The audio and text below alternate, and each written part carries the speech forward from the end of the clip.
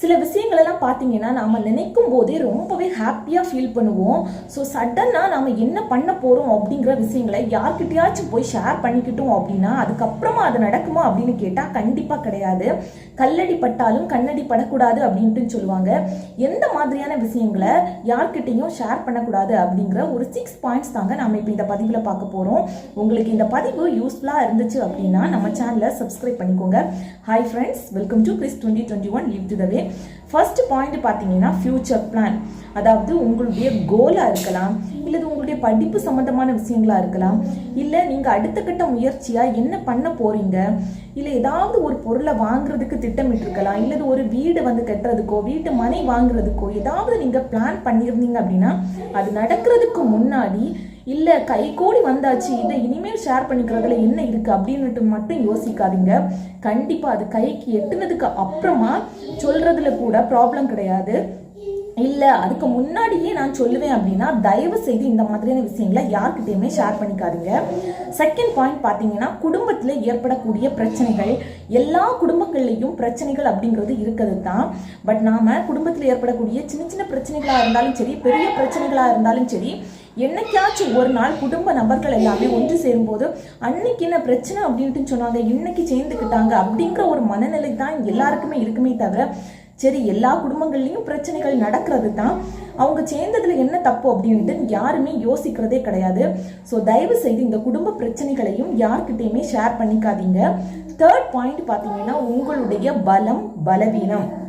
இது ரொம்ப ரொம்ப முக்கியமான விஷயம். இதை வச்சு மட்டும்தான் எல்லாருமே கோல் விளையாடுறது. ஈஸியாக உங்களுடைய பலவீனத்தை வந்து எல்லாருமே அறிஞ்சுக்கிட்டாங்க அப்படின்னா உங்ககிட்ட எல்லாருமே இறங்கி விளையாடுறதுக்கு ஸ்டார்ட் பண்ணிடுவாங்க. ஸோ தயவு செய்து இந்த மாதிரியான விஷயங்களை யார்கிட்டையுமே ஷேர் பண்ணிக்காதீங்க. ஃபோர்த் பாயிண்ட் பார்த்தீங்கன்னா நோய் நொடிகளில் ஏதாவது அவஸ்தைப்பட்டுட்டு இருந்தீங்க அப்படின்னா அதை வந்து தயவு செய்து யார்கிட்டையுமே சொல்லாதுங்க. சின்ன சின்ன தலைவலி காய்ச்சல் இந்த மாதிரியான விஷயங்கள் அப்படின்னுனா கூட பரவாயில்ல. பட் ஏதாவது ஒரு பெரிய நோய்களில் வந்து அவஸ்தைப்பட்டுக்கிட்டு இருந்தீங்க அப்படின்னா அதை வந்து நீங்கள் போய் சொல்லும்போது ஏதாவது ஒரு பொது இடங்கள்லையோ இல்லது ஏதாவது ஒரு ஃபேமிலி ஃபங்க்ஷன்லையோ வச்சு அவங்க வந்து கேட்கும்போது எல்லார் மத்தியிலையும் சிலவங்க வந்து அசிங்கப்படுத்துறது மாதிரி கேட்டுருவாங்க. சிலர் பார்த்தீங்கன்னா அக்கறையில் கேட்பாங்க. அவங்கள பற்றி நான் இந்த பதிவில் வந்து நான் சொல்ல வரல. சிலர் பார்த்தீங்கன்னா உங்களை வந்து அசிங்கப்படுத்தணும் அப்படிங்கிறதுக்காக மட்டும் அந்த இடத்துல வந்து கேட்பாங்க. ஸோ அப்போ வந்து ரொம்பவே நீங்கள் வந்து ஹர்ட் ஆவீங்க. ஸோ தயவு செய்து யார்கிட்ட எதை சொல்லணும் அப்படிங்கிறத மட்டும் யோசித்து நீங்கள் பேசிக்கிட்டாலே போதும். லாஸ்ட் பாயிண்ட் பார்த்தீங்கன்னா உங்களுடைய வருமானம். உங்களுடைய வருமானமாக இருக்கலாம், இல்லது உங்கள் குடும்ப நபர்களுக்கு உள்ள வருமானமாக இருக்கலாம்.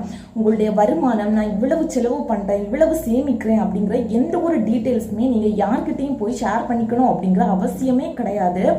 ஸோ தயவு செய்து இந்த மாதிரியான விஷயங்களை நீங்கள் யார்கிட்ட சொல்லணும் அப்படிங்கிறத ஜஸ்ட் யோசித்து நீங்கள் ஷேர் பண்ணிக்கோங்க. இல்லை அப்படின்னு பார்த்தீங்கன்னா உங்களுக்கு நம்பிக்கையானவங்களா இருப்பாங்க, அவங்கக்கிட்ட ஷேர் பண்ணிக்கிறதுல எந்த ஒரு ப்ராப்ளமே கிடையாது. உங்களுக்கு ஊக்கப்படுத்தக்கூடிய ஒரு மோட்டிவேஷனலாக உங்களுக்கு வந்து ஏதாச்சும் உங்களுக்கு வந்து நல்ல பாயிண்ட்டை வந்து கொடுப்பாங்க. மற்ற மாதிரி நீங்கள் எல்லார்கிட்டையும் போய் அதை வந்து ஒரு சந்தோஷத்துலேயும் சரி ஒரு துக்கத்துலேயும் சொன்னீங்க அப்படின்னு பார்த்தீங்கன்னா அது உங்களுக்கு தான் கெடுதலாக வந்து முடியும். கண்டிப்பாக இந்த பதிவு உங்களுக்கு விழிப்புணர்வு பதிவாக இருந்திருக்கும் அப்படின்ட்டு நினைக்கிறேன். ஸோ இந்த பதிவு உங்களுக்கு பிடிச்சிருந்து அப்படின்னா லைக் பட்டனை ப்ரெஸ் பண்ணிக்கோங்க. உங்களுடைய ஃபேமிலி மெம்பர்ஸுக்கும் உங்களுடைய ஃப்ரெண்ட்ஸுக்கும் இதை வந்து ஷேர் பண்ணி விடுங்க. தேங்க்யூ.